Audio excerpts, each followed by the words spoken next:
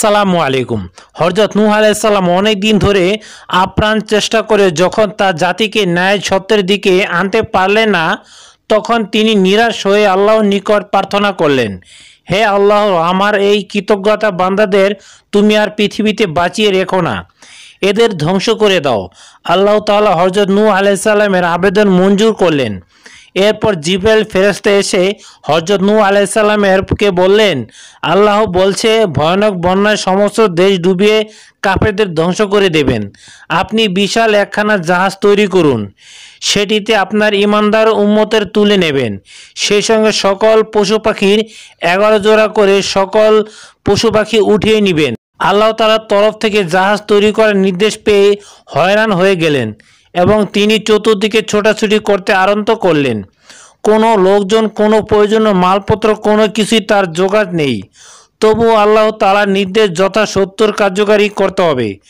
তাই তিনি তার কয়েকজন অনুসারীদের কাছে গেলেন এবং তাদেরকে বললেন, আল্লাহ তাআলা আমাকে জাহাজ বানানোর আদেশ দিয়েছে, তাই কি করব কিছুই ভেবে পাচ্ছি না। তোমরা আমাকে এই কাজে সাহায্য করো। নূহ আলাইহিস সালামের কথা শুনে তার অনুসারীরা বলল, হে আল্লাহর নবী, আমরা আপনাকে সব ধরনের কাজে সহযোগিতা করব। বলুন এখন আমরা কি করতে পারি। তাতে তুমি অবাক হয়ে গেলেন, কারণ তিনি দেখলেন যে মাত্র কয়েক বছরের মধ্যে যে ক্ষুদ্র ডালটি তিনি রোপণ করেছিলেন তা একটি বিশাল বৃক্ষে পরিণত হয়েছে।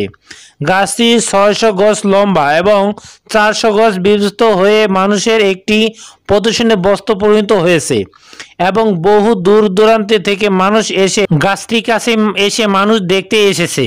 হযরত নূহ আলাইহিস সালামের ভক্তদের মধ্যে এক ব্যক্তি ছিল অসাধারণ ব্যক্তি, তার নাম ছিল আহম। সে একসাথে কয়েকশো মানুষের সাথে লড়তে ভয় পেত না। হযরত নূহ আলাইহিস সালাম যখন গাছটা কাটার জন্য সেখানে উপস্থিত হলেন, তখন আহম ও তার সাথে ছিল। গাছটি কাটার সময় এলাকার বহু লোক এসে গাছটি কাটতে বাধা প্রদান করলো এবং বলল, এই গাছটি আমাদের প্রদর্শনী এবং বস্তু, আপনি এটাকে কাটতে পারবেন না। তখন হযরত নূহ আলাইহিস সালাম বললেন, গাছ কাটার জন্য আমাকে আল্লাহ তাআলা নির্দেশ দিয়েছে, অতএব গাছটি আমাকে কাটতেই হবে। এমন সময় কয়েকজন ছেলে এসে হযরত নূহ আলাইহিস সালামের হাত থেকে অস্ত্র কেড়ে নিল। আহম এই দৃশ্য দেখে ছেলেগুলো আছড়ে মেরে ফেলল এবং নিজ হাতে অস্ত্র ধরে অল্প সময়ের মধ্যে গাছ কেটে ফেলল। 1000 গজ লম্বা, 400 গজ প্রস্থ এক বিশাল জাহাজ তৈরির পরিকল্পনা নিয়ে কাজ আরম্ভ করলেন। দিবারাত্র কাজ করতে করতে আল্লাহ তাআলা ফেরেশতা দ্বারা যাতে করে প্রতিদিন কয়েকশো মানুষের পক্ষে যা করা অসম্ভব ছিল না তা তারা সমাধান করে ফেলল। 40 দিনে কাজ করার পর দেখা গেল জাহাজের প্রায় কাজ শেষ, তবে কিছু তক্তার অভাব পড়ে গেছে। তখন হযরত নূহ আলাইহিস সালাম আল্লাহর দরবারে আরজ করলেন, হে আল্লাহ, জাহাজের কাজ সম্পূর্ণ করতে হলো, আরও কিছু কাঠের প্রয়োজন, তিনি যেন অবিলম্বে দূর করে দেন।